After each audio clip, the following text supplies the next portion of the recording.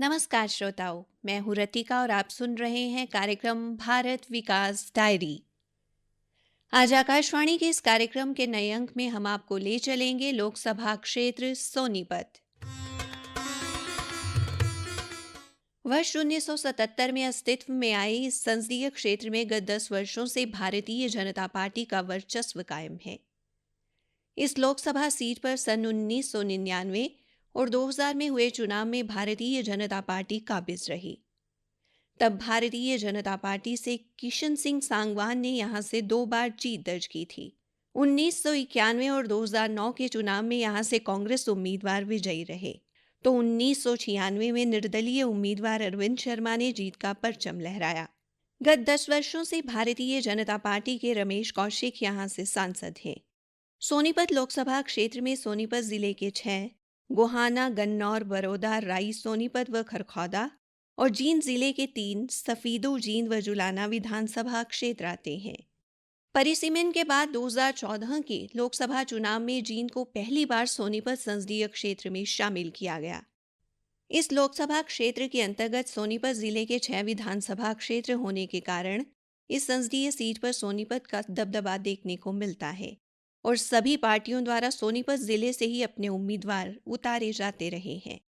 वर्ष 2014 में भी भारतीय जनता पार्टी के रमेश कौशिक, इंडियन नेशनल लोकदल के पदम दहिया और कांग्रेस के जगबीर मलिक भी सोनीपत जिले से थे। आइए और जानकारी के लिए चलते हैं जींद हमारे संवाददाता के पास, जहां पर लोकसभा चुनाव के दौरान मुख्य मुकाबला कांग्रेस प्रत्याशी पूर्व मुख्यमंत्री भूपेंद्र सिंह हुड्डा एवं भाजपा प्रत्याशी रमेश कौशिक के बीच हुआ था, जिसमें 10 साल तक प्रदेश की सत्ता पर काबिज रहे पूर्व मुख्यमंत्री भूपेंद्र सिंह हुड्डा को हार का मुंह देखना पड़ा था और भाजपा प्रत्याशी रमेश कौशिक लगातार दूसरी बार विजयी हुए थे। इस संसदीय क्षेत्र में कुल 17,42,925 मतदाता हैं। लेते हैं और जानकारी हमारे संवाददाता से। वर्ष 2019 में हुए लोकसभा चुनाव में भारतीय जनता पार्टी को 5,87,684 मत प्राप्त हुए थे, जबकि कांग्रेस पार्टी को 4,22,800 मत प्राप्त हुए थे। अब नई मतदाता सूची के अनुसार सोनीपत संसदीय क्षेत्र में 9,31,521 पुरुष मतदाता व 8,11,469 महिला मतदाता हैं, जबकि 1,60,171 नए मतदाता हैं, जो कि अब आने वाले लोकसभा चुनाव 2024 में पहली बार अपने मत का प्रयोग करेंगे। भारत विकास डायरी के लिए आकाशवाणी संवाददाता राजेश रावल। लेते हैं सोनीपत की अतिरिक्त उपायुक्त अंकिता चौधरी से सोनीपत की जानकारी। सोनीपत जिले में कुल 1260 बूथ हैं, जिसमें कुल मतदाता 11,75,252 रजिस्टर्ड हैं। कुल मतदाताओं में से नए मतदाताओं की संख्या 28,004 है, जो पहली बार इस चुनाव में अपने मत का प्रयोग करेंगे। सोनीपत जिले में 2019 लोकसभा चुनाव में 70.84% मतदान हुआ था। इस साल सोनीपत प्रशासन द्वारा अनेकों ऐसी स्वीप एक्टिविटीज की जा रही है, जिससे इस लोकसभा चुनाव में वोटर परसेंटेज पिछली बार के मुकाबले बढ़ाया जा सके। हमने इस संसदीय क्षेत्र में पहली बार मतदाता बने कई युवाओं से मुलाकात की। वे पहली बार मतदान को लेकर काफी उत्सुक दिखे। आइए बात करते हैं कुछ युवा मतदाताओं से।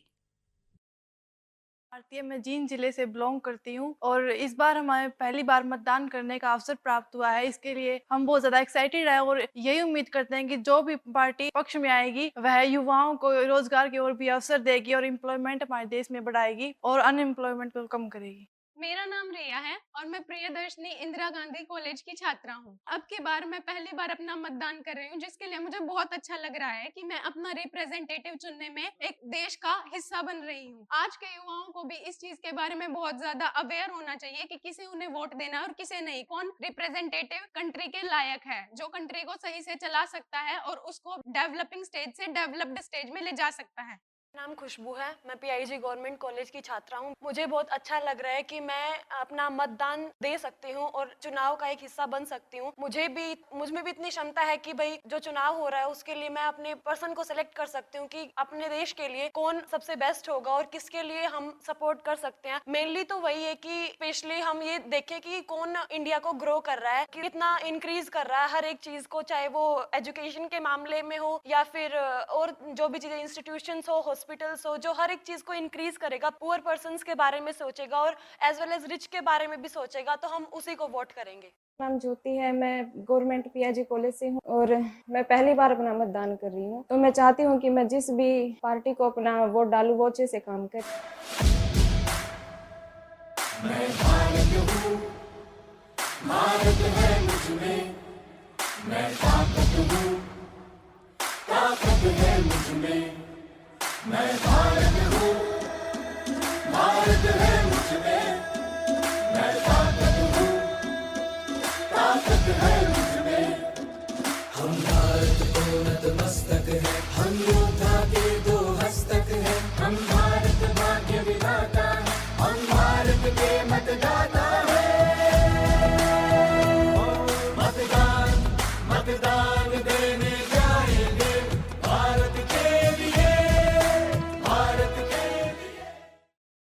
आप सुन रहे हैं भारत विकास डायरी। ये कार्यक्रम आप हमारी YouTube चैनल और वेबसाइट न्यूज़ ऑन AIR और अन्य सोशल मीडिया प्लेटफॉर्म पर भी सुन सकते हैं।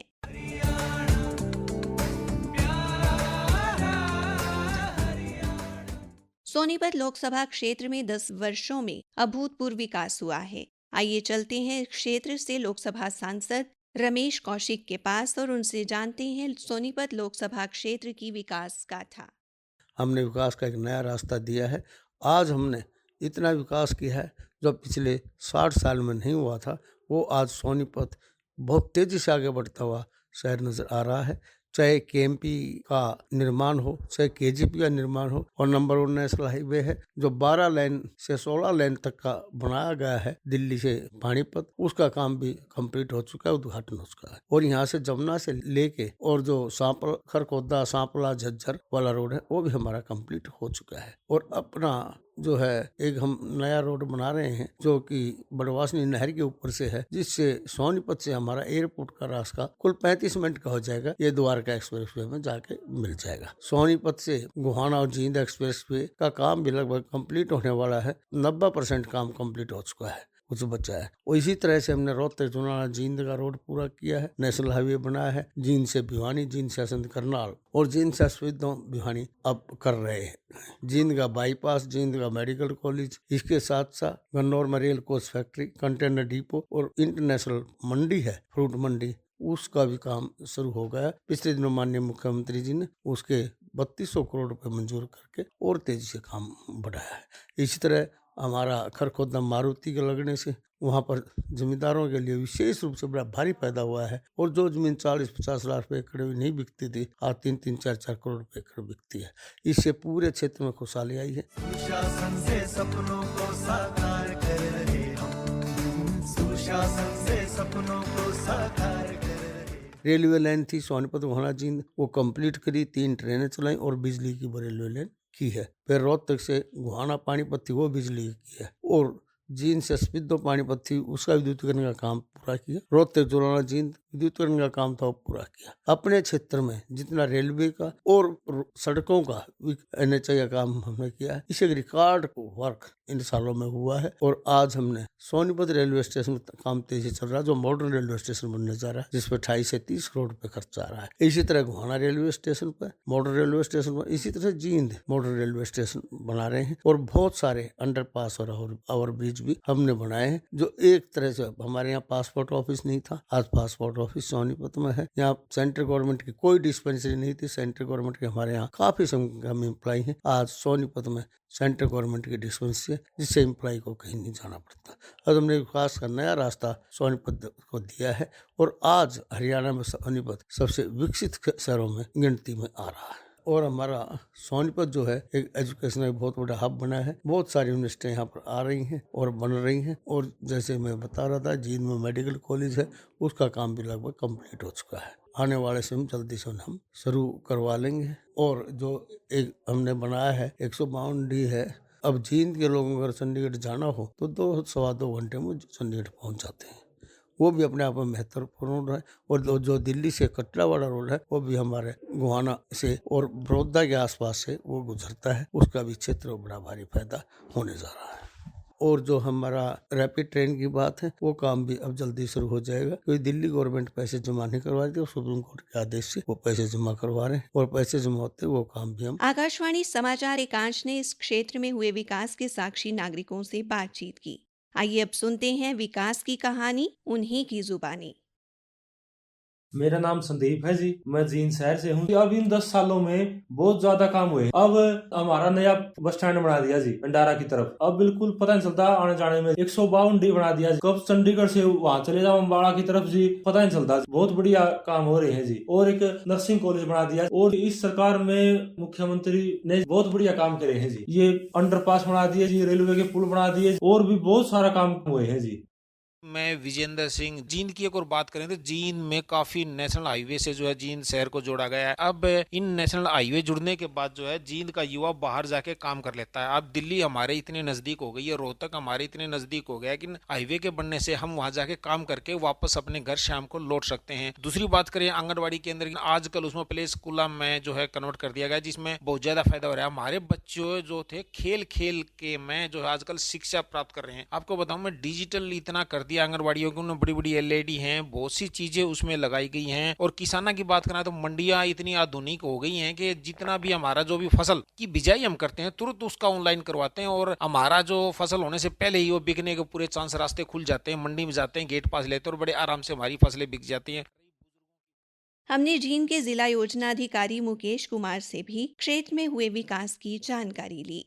5-10 वर्षों में सोनीपत संसदीय क्षेत्र में बहुत सारे बुनियादी विकास कार्य हुए हैं, जैसे कि आंगनवाड़ी सेंटर्स के कमरों का निर्माण है, शिवधाम स्कीम में सड़कें, रोड, शेड बनाने का काम है, गलियां हैं, चौपाल है, लाइट्स के काम है, सोलर्स के काम है और अदर्स जो गैप भरने के काम होते हैं ना, स्टेट की और सेंट्रल जो स्कीम होते हैं, छोटे छोटे जो काम होते हैं, बहुत सारे पब्लिक के वेलफेयर के काम है, विकास कार्य हैं, सारे के सारे कार्य जिला योजना के तहत कवर किए गए हैं और करोड़ों रुपए के विकास कार्य सोनीपत संसदीय क्षेत्र में सरकार द्वारा जींद जिले में करवाए गए हैं। संसदीय क्षेत्र में केंद्र व राज्य सरकार की विभिन्न योजनाएं तन्मयता से लागू की गई हैं। हमने योजनाओं के कई लाभार्थियों से मुलाकात की, जानते हैं उनके अनुभव। मेरा नाम मुकेश है। प्रधानमंत्री आवास योजना के तहत हमने एक मकान मिला है। पहले हमारा जो मकान था कच्चा था, बरसात में टपका करता। प्रधानमंत्री आवास योजना के तहत मेरी माँ के नाम पे ये मकान मिला है और जब तक प्रधानमंत्री आवास योजना का मकान मिला है ये हम बड़े आराम से पूरा परिवार पक्की छत के नीचे वहाँ ये जो बरसात में हमने दिक्कत आ रही हुआ हमारी मिट गई। प्रधानमंत्री आवास योजना ने हमारा घर बसा दिया, हमने बहुत अच्छा लगा। प्रधानमंत्री जो आवास योजना है उसके तहत हमें काफी फायदा मिला है। जो हमारा मकान पहले बारिश आने पर टपकता था उससे हमें निजात मिली और जो हमें परेशानी होती थी उससे भी हमको छुटकारा मिल गया है, क्योंकि बरसात के चलते हमारा मकान काफी खराब हो चुका था। लेकिन जो हमें प्रधानमंत्री आवास योजना के तहत फायदा दिया गया है उसमें हमें एक अच्छा पक्का मकान मिला है जिसमें हमें रहने में अब पूरी सुविधा मिल रही है। नमस्कार जी, मैं विजेंद्र सिंह जींद से। मैं आपको बताना चाहूँगा पिछले 10 साल का कार्यकाल ही सरकार का बहुत अच्छा रहा है। जैसे मैं एक विधुर पेंशन आजकल मुझे मिल रही है क्योंकि मैं कुंवारा था। अब मुझे ये पेंशन मिलने के बाद अब जो जिंदगी उसकी थोड़ी सी उम्मीद हो गई है। आइए अब जानते हैं सोनीपत संसदीय क्षेत्र के बारे में कुछ रोचक तथ्य। इस संसदीय क्षेत्र में पड़ते सोनीपत नगर की स्थापना 1500 ईसा पूर्व आर्यों ने की थी। शहर में अब्दुल नसीरुद्दीन की मस्जिद, ख्वाजा खिज्र का मकबरा और पुराने किले के अवशेष देखने को मिलते हैं। यहाँ का बाबा धाम मंदिर काफी प्रसिद्ध है। संसदीय क्षेत्र के जींद हलके की बात करें तो सबसे पुराना माना जाता ये शहर ऐतिहासिक और धार्मिक दृष्टि से बेहद महत्वपूर्ण है।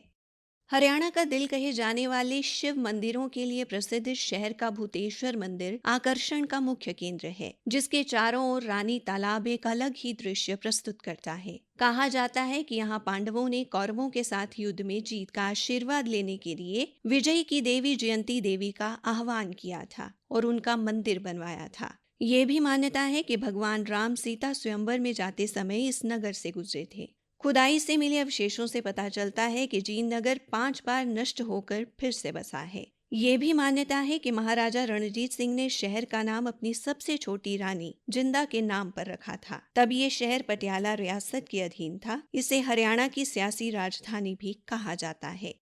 इसी के साथ मैं रतिका आप सभी श्रोताओं से विदा लेती हूँ। कार्यक्रम सुनने के लिए आप सभी श्रोताओं का बहुत धन्यवाद।